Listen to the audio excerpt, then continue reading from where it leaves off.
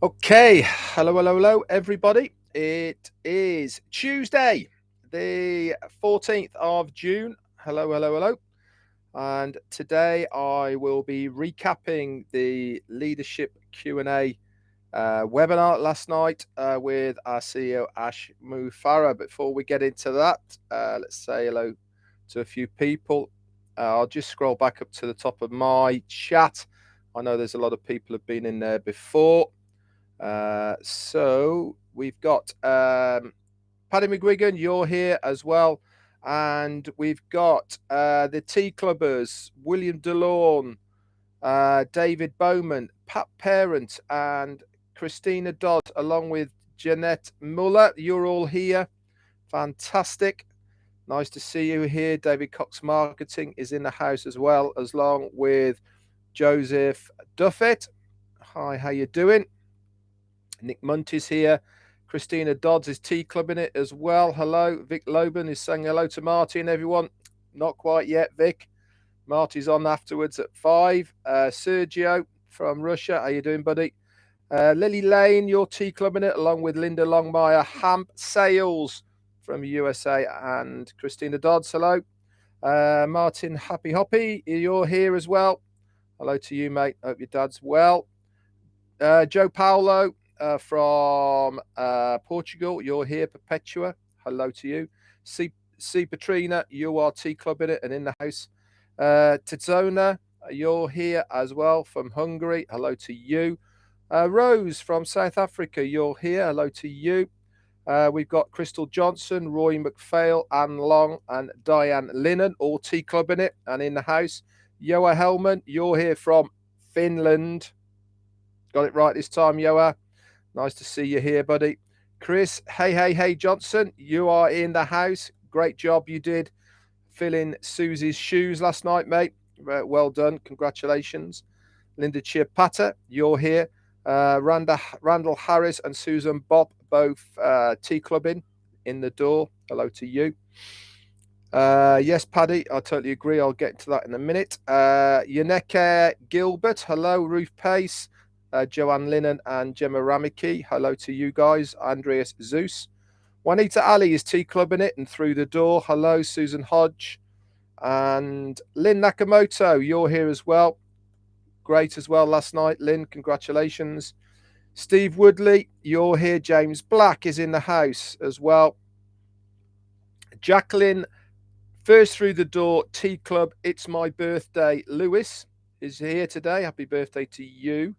Rabbi McCoy, you're a tea clubber through the door as well. Jarmo's here.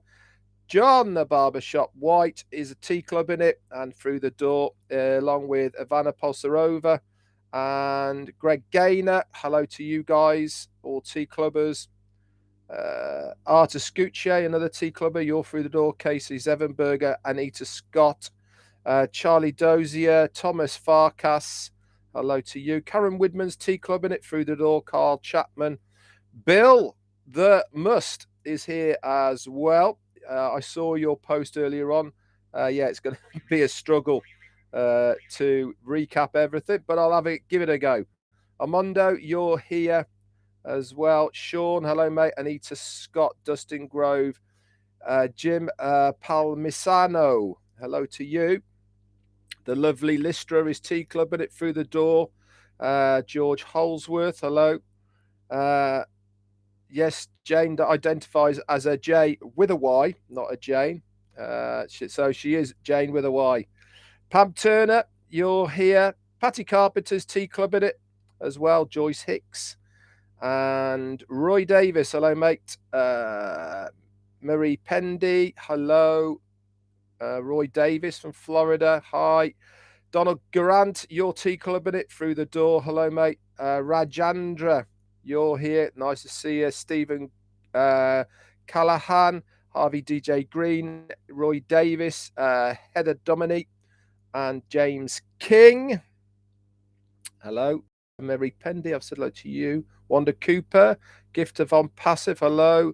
And who else we got? Virginia DeSanto. Dawn McIntyre, Christina Dodds, hello to you two tea clubbers. Givo, whoever you are.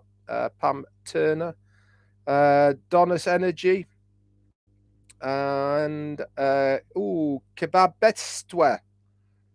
Hello, hello to you, Eric Kessler, Heather Donmoni, hello. Tom Taylor, Jude Griffiths, hello to you. Abdi, you're here. David Church, Gemma Rabicki, George Holsworth, Johnny Simmons, Maria Lubin, sorry, and Brian Quirk. I might need part 3. You're not wrong there, Brian. Mary Aquino, hello to you. Nancy, you're here. Hello, Nancy. Rick Cousin is Tea Club in it through the door. Steve Newell, Propid, Kumar, Rajid, and Holistic Health Practitioner. Hello to you. Roy Johnson and Cadet Batty. Hello. Trying to get to the end. Jerry Prince. Hello to you. Barry Dang, Palashiotti, maybe. Lewis White. Hello to you. Tea Club in it. And that looks about it. Mamoudou, hello to you, and Tea Club in it. Okay, first of all, 2 things. Ziul, happy birthday to you, mate. And also, as an ex-forces guy, pretty special day for me as well today, as far as the UK is concerned. It's the 40th anniversary of the Falklands War. So to everyone who served and was on that campaign, we salute you. And obviously, I didn't want it to go unnoticed from my point of view. I've got friends who are at the memorial today as well. So get that out of the way. Wow, what a webinar it was last night. Very different from what we normally have. Ash certainly did open up about absolutely everything. As Paddy has said in the chat area as well, I do recommend that everyone goes and listens to the recording. I was obviously doing the Q&A a lot of the time, and I was listening, but obviously it wasn't sinking in.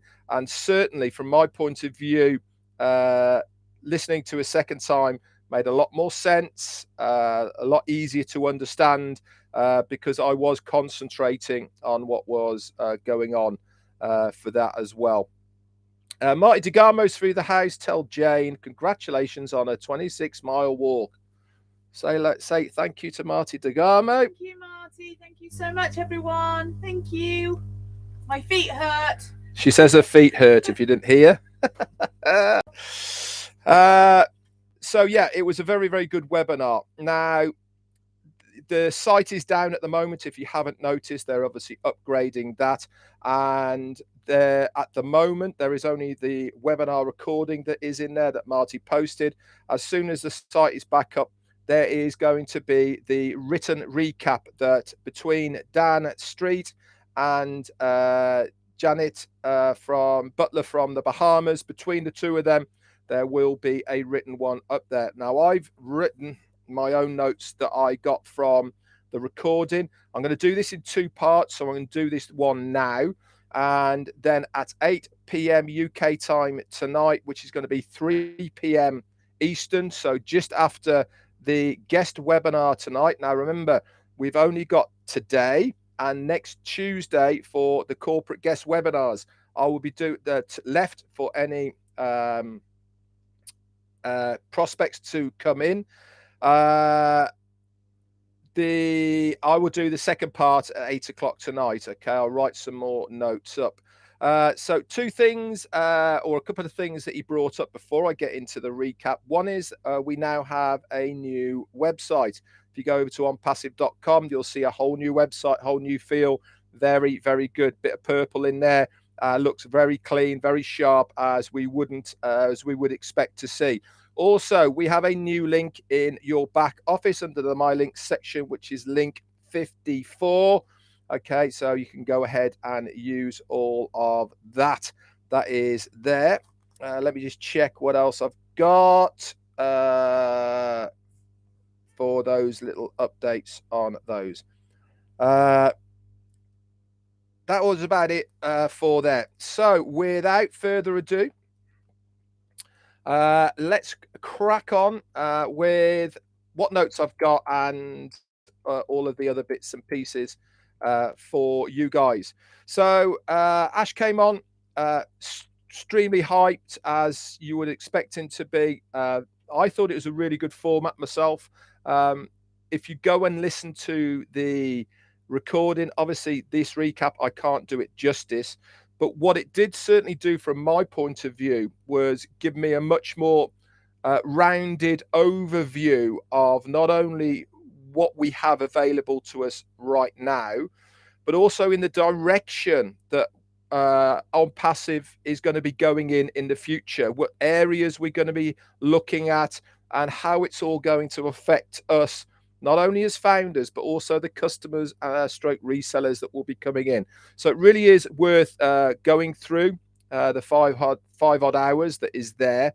And, you know, I would give it a go if I was you, because it is certainly a good reference for us as founders to be able to go back to that.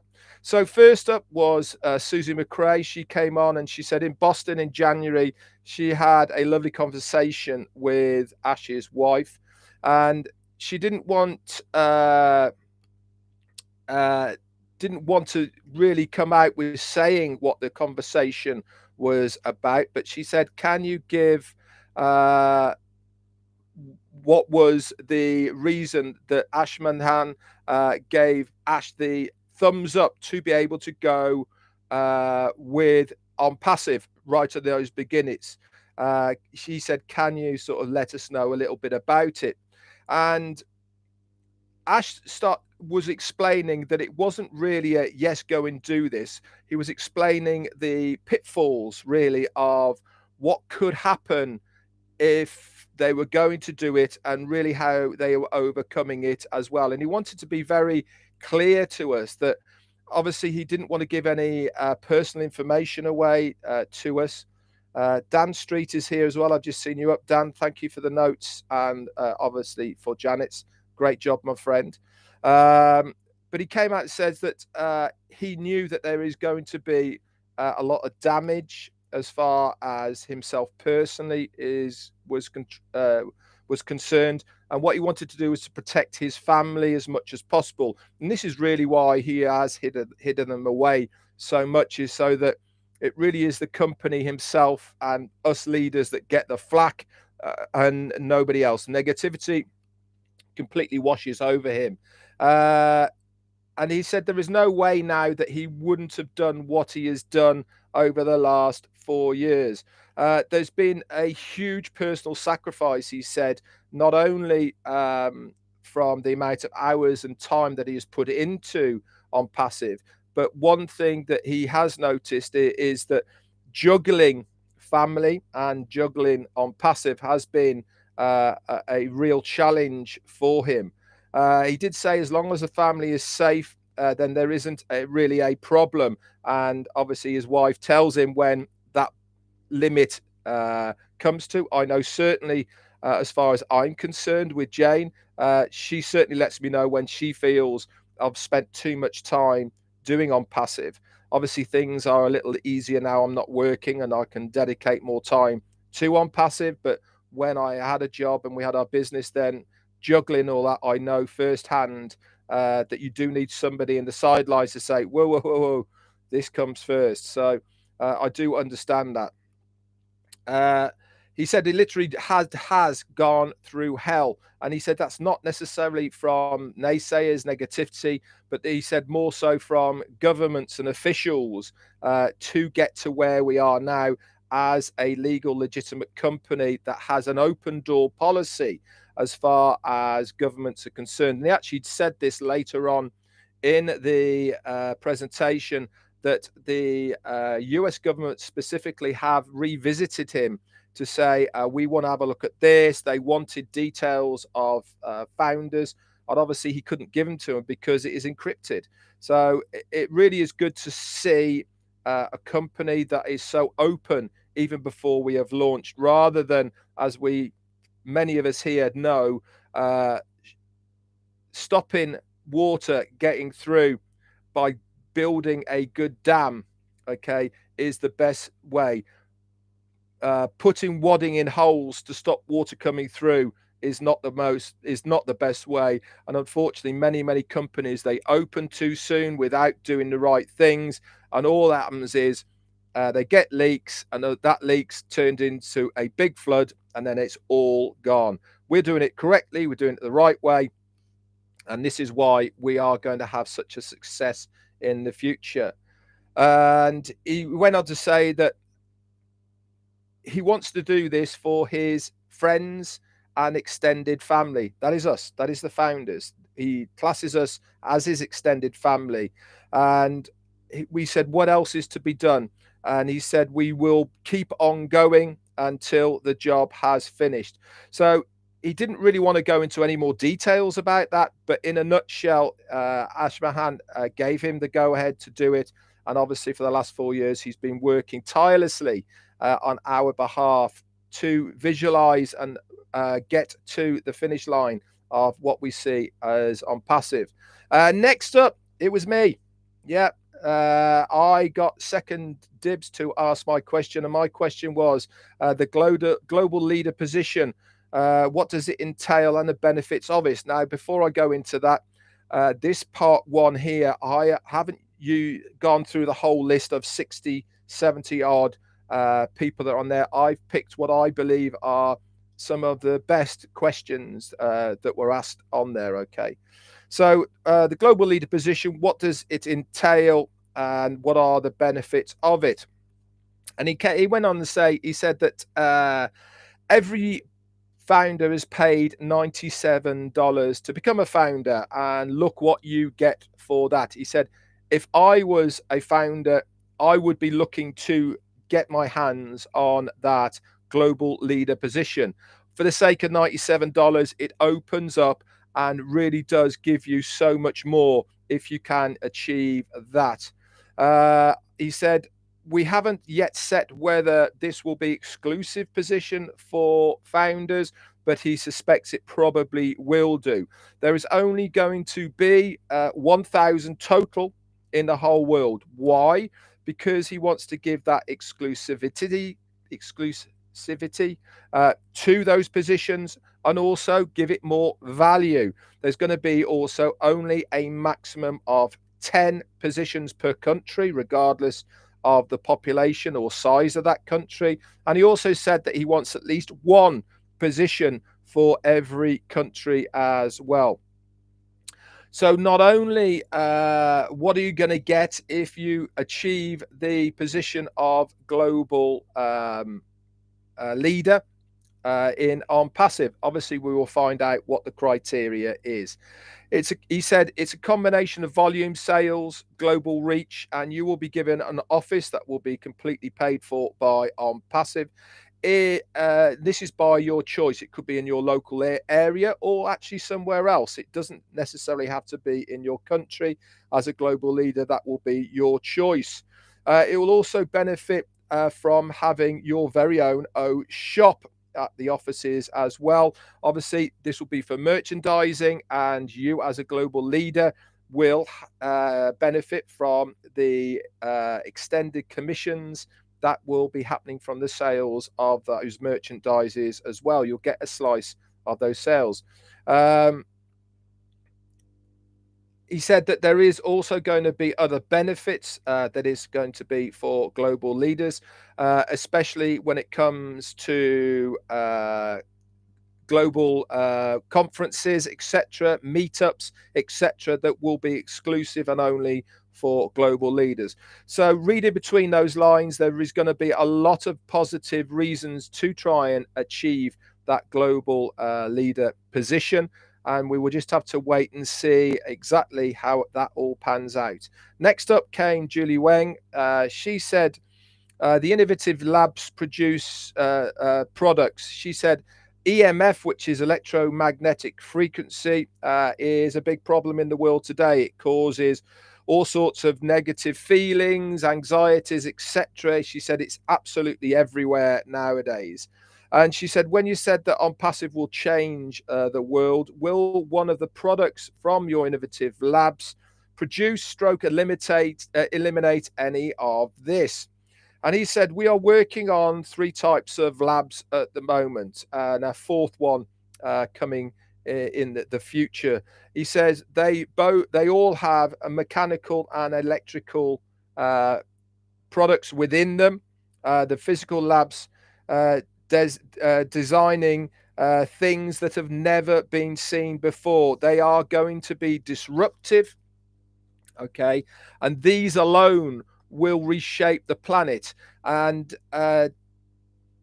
he said, and I didn't say this lightly when he says they are going to reshape the planet. There will be a visual difference. He said, what he said as well along these lines was, if you are looking at the Earth today, once these products have been released to the world, you will physically see a difference to the world because of these physical products that Onpassive will be releasing. Now, remember, a lot of what he was saying is not about stuff we have available right now. This is just what is going to be happening in the future and his vision for what is happening in the future. He also said there is also going to be 3D printing, a type of metaverse as well, chemical products, he said, which are going to be completely revolutionary. These are going to sell like absolute hotcakes, he said. Anything to do with building, cars, construction, they will all use one of these products. Anything and everything really has been thought out and taken into consideration as far as what has been invented for the benefit, not only as us as founders, but also the population of the world, because it's going to make such a difference to these people. He said also they are looking at precious mineral minings. Okay, that is again something that is going to be in the future.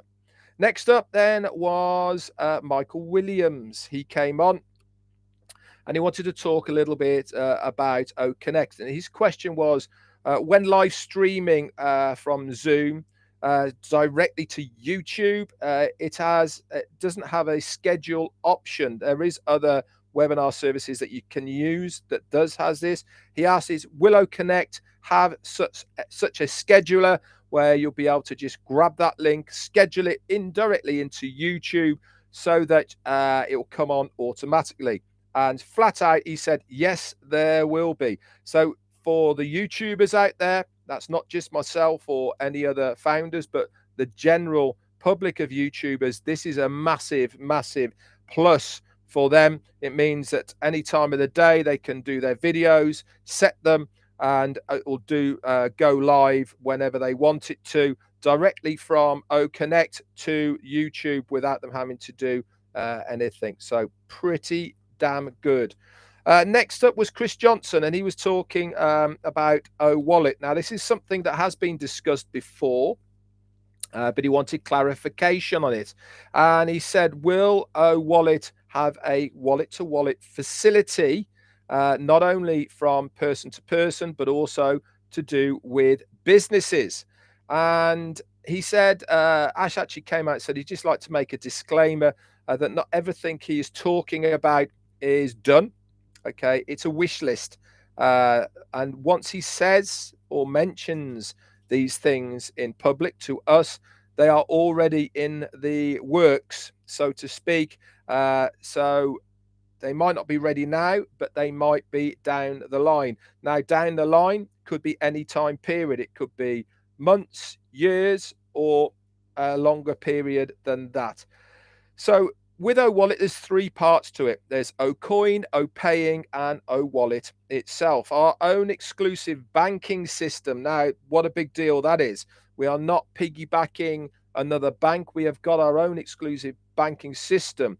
We also plan to have the first cryptocurrency that is going to be green. Now, what does that mean? It means that the energy that it uses to produce it through the mining okay, is green energy. We're not taking resources to mine this cryptocurrency.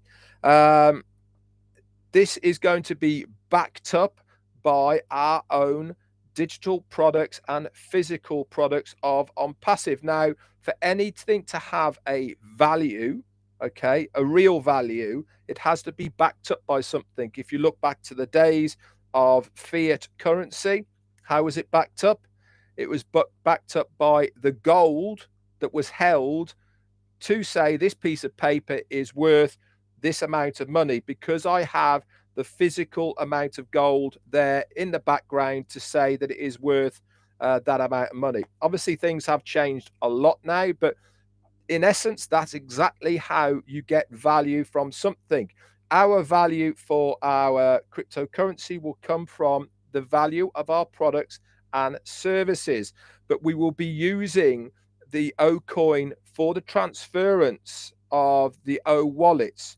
Now, in the future, businesses will change to accommodate the machines that are out there at the moment to have O wallet. Why? Consumership, pure and simple.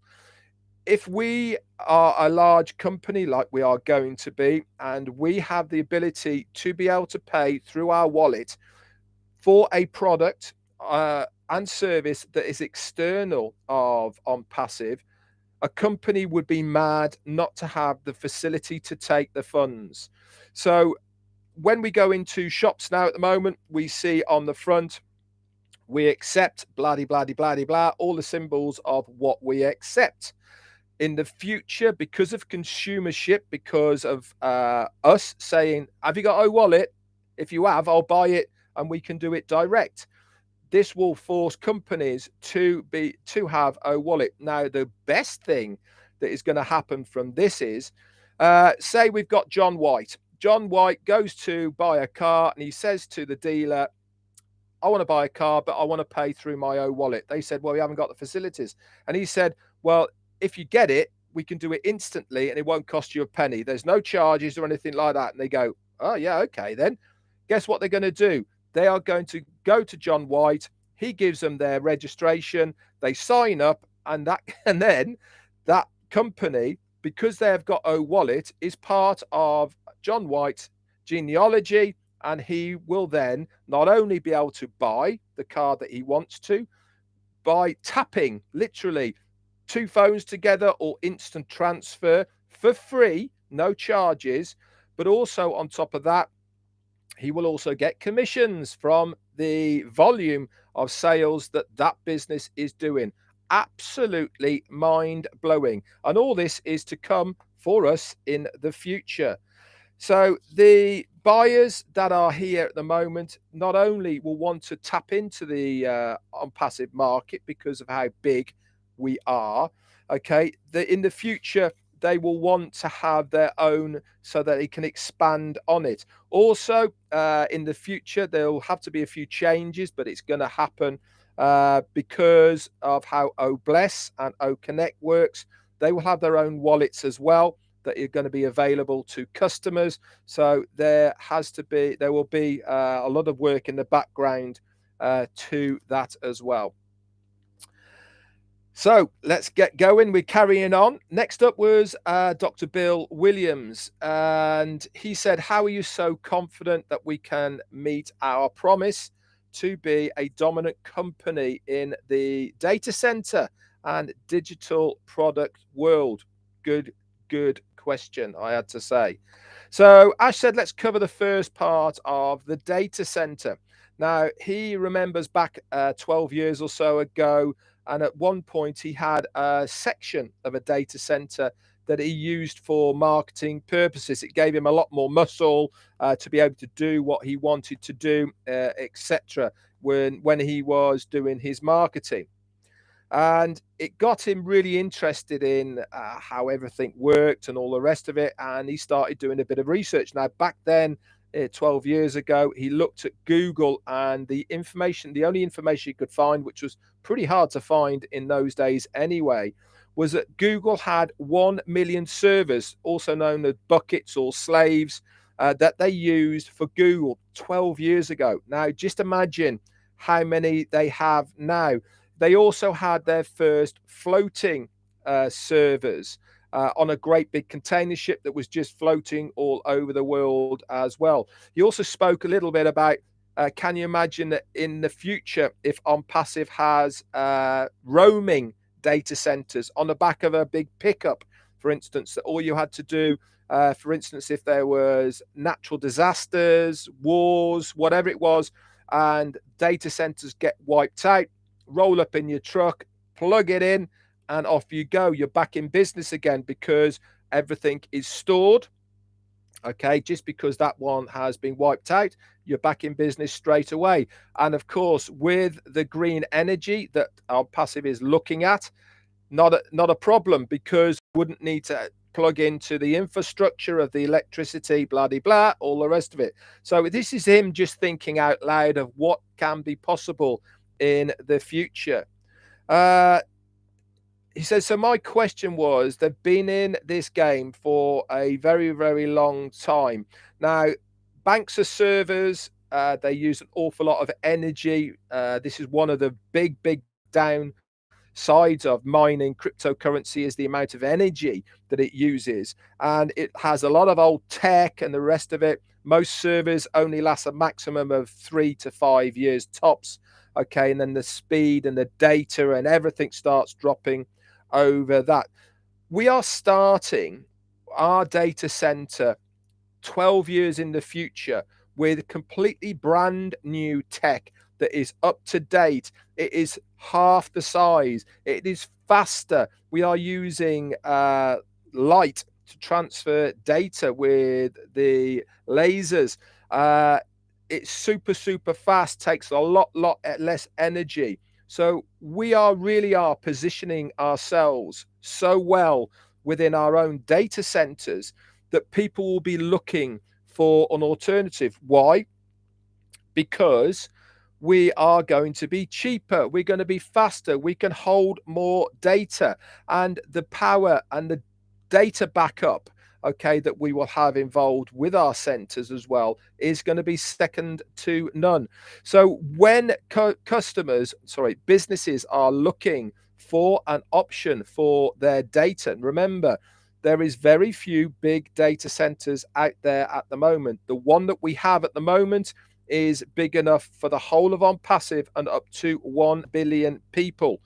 The next data center is going to be big enough to house the whole of the population that is online right now. 5 billion users. Can you imagine having that amount of traffic going through one data center? Mind-boggling, but it's something he wanted. It's costing more money, but it's something that is going to make a big difference in the future, because we will have the capacity to be able to house anything and everything that is out there right now.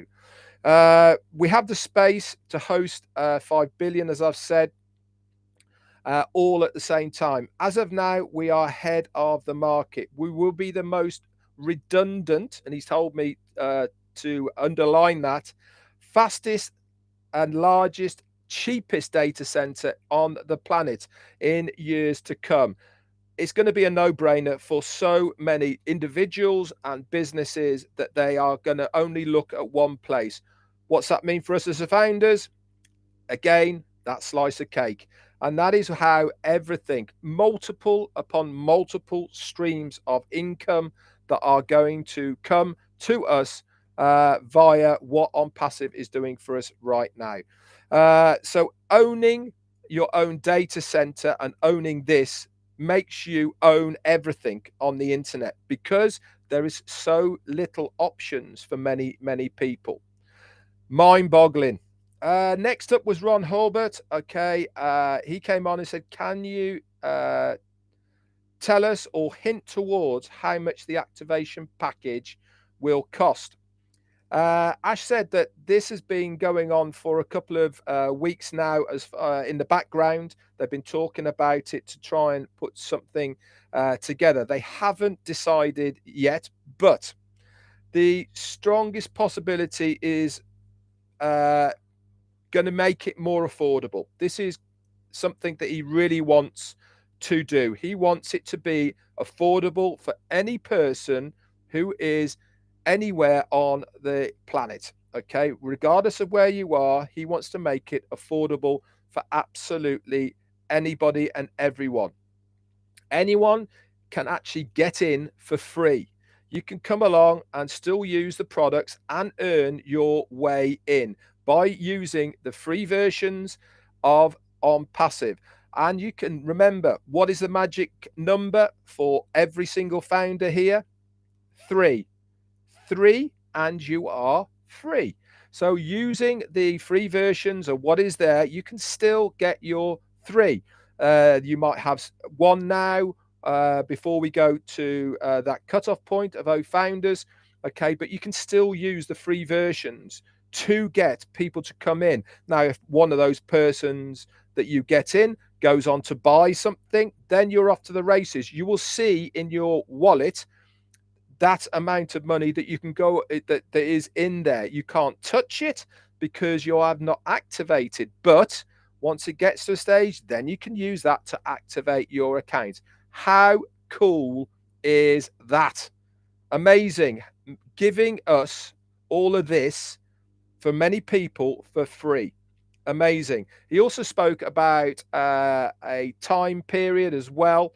Didn't give specifics of how long we are going to be given to activate accounts, but he did say it could be up to 6 months. Now, obviously, again, that hasn't been set in stone, but there really is a lot, okay, of people who are going to be really, really relieved by hearing what Ash had to say as far as that is concerned, because I know that it certainly is a worry for a lot of people, especially in the poorer of the countries who have really gone out of their way to get that $97 together to become a founder in the first place. And I know that they are worried how to finance and activate those accounts. What Ash wants to do is to make it affordable. Obviously, there is going to be reasons it's going to be more beneficial to you to activate your account on day one. Why? Because you are then earning from day one. There is no wait period, and you will be picking up your commissions from day one. That is when the company gets to work on your behalf to go out there and do their thing to make it completely hands-free. Okay, so that's it for part 1. Like I said, I'll be back at 8 p.m. UK time, which is going to be 3 p.m. Eastern, after the guest webinar tonight. So if you have anybody that you think, I've really got to get these guys in, now is your chance.